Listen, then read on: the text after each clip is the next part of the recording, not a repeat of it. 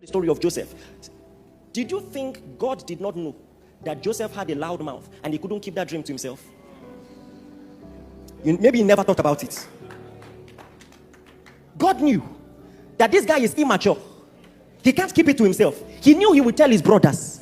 And God knew that telling his brothers still won't stop his plan.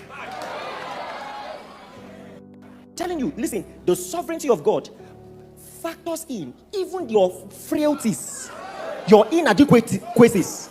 Are you listening to me? And Jesus is about to talk about his redemption. He said, no sign will be given to this generation save for the sign of Jonah. He says, as Jonah was in the fish's belly 3 days and 3 nights, so shall the Son of Man be. Listen to me. I am sure that Jonah preached so many sermons. None of his sermons were quoted in the New Testament.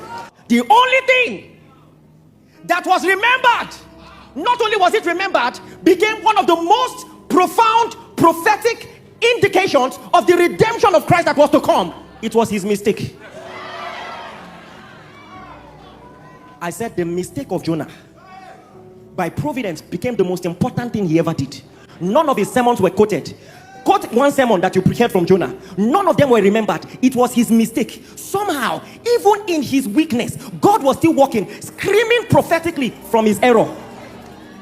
From his error. God was writing a story, telling a story, even with his mistake. Let me tell you something.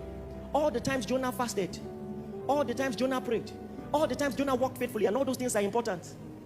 The greatest highlight of his ministry did not come from those moments. It was from his weakness. The most vulnerable time of his life. His life had flashed in front of him. He had realized his foolishness. He's calling out to God. And out of that weakness was prophetic strength. The most prophetic thing Jonah ever did was his mistake. I said, the sovereignty of God tells us God cannot be surprised. God cannot be defeated. God cannot be limited.